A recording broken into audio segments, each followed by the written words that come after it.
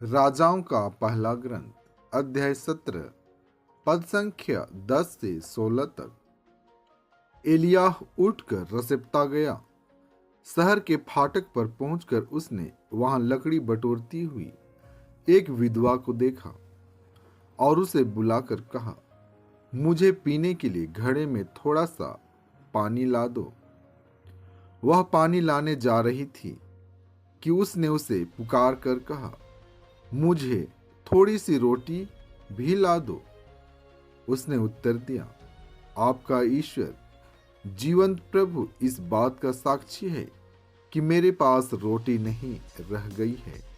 मेरे पास बर्तन में केवल मुट्ठी भर आटा और कुप्पी में थोड़ा सा तेल है। मैं 2-1 लकड़ियां बटोरने आई हूं।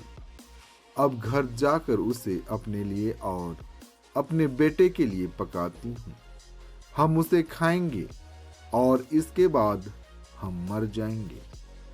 एलियाह ने उससे कहा, मत डरो, जैसा तुमने कहा वैसा ही करो, किंतु पहले मेरे लिए एक छोटी सी रोटी पका कर ले आओ।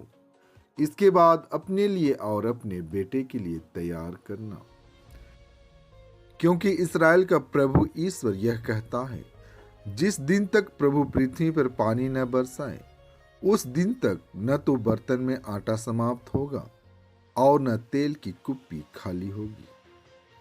एलियाह ने जैसा कहा था स्त्री ने वैसा ही किया और बहुत दिनों तक उस स्त्री, उसके पुत्र और एलियाह को खाना मिलता रहा, जैसा कि प्रभु ने एलियाह के मुख से कहा था।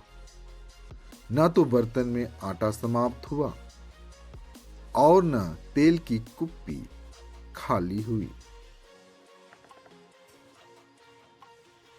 इब्रानियों के नाम संत पौलुस का पत्र अध्याय 9 पद संख्या 24 से 28 तक।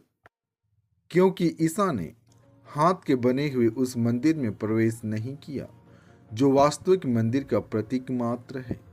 उन्होंने स्वर्ग में प्रवेश किया है, जिससे वह हमारी ओर से ईश्वर के सामने उपस्थित हो सके। प्रधान याजक किसी दूसरे का रक्त लेकर प्रतिवर्ष परम पावन मंदिर घर में प्रवेश करता है। ईसा के लिए इस तरह अपने को बार बार अर्पित करने की आवश्यकता नहीं है। यदि ऐसा होता तो संसार के प्रारंभ से उन्हें बार बार दुख भोगना पड़ता, किंतु अब युग के अंत में वह एक ही बार प्रकट हुए, जिससे वह आत्म बलिदान द्वारा पाप को मिटा दे। जिस तरह मनुष्यों के लिए एक ही बार मरना और इसके बाद उनका न्याय होना निर्धारित है, उसी तरह मसीह बहुतों के पाप के हरने के लिए एक ही बार अर्पित हुए। वह दूसरी बार प्रकट हो जाएंगे, पाप के कारण नहीं बल्कि उन लोगों के मुक्ति दिलाने के लिए जो उनकी प्रतीक्षा करते हैं। संत मार्कुस आज का पवित्र सुसमाचार अध्याय 12 पद संख्या 38 से 44 तक। ईसा ने शिक्षा देते समय कहा, शास्त्रियों से सावधान रहो। लंबे लबादे पहनकर टहलने जाना, बाजारों में प्रणाम प्रणाम सुनना, सभागृहों में प्रथम आसनों पर और भोजों में प्रथम स्थानों पर विराजमान होना, यह सब उन्हें बहुत पसंद है। वे विधवाओं की संपत्ति चट कर जाते और दिखावे के लिए लंबी लंबी प्रार्थनाएं करते हैं।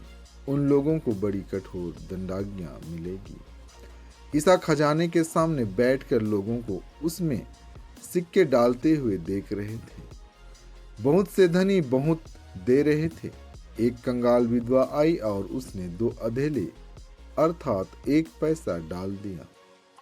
इस पर ईसा ने अपने शिष्यों को बुलाकर कहा, मैं तुमसे यह कहता हूँ, खजाने में पैसे डालने वालों में से इस विधवा ने सबसे अधिक डाला है, क्योंकि सब ने अपनी समृद्धि से कुछ डाला, परंतु इसने तंगी में रहते हुए भी जीविका के लिए अपने पास जो कुछ था वह सब दे डाला। परमेश्वर के इन सुंदर वचनों के द्वारा आपको आशीष मिले। आमीन।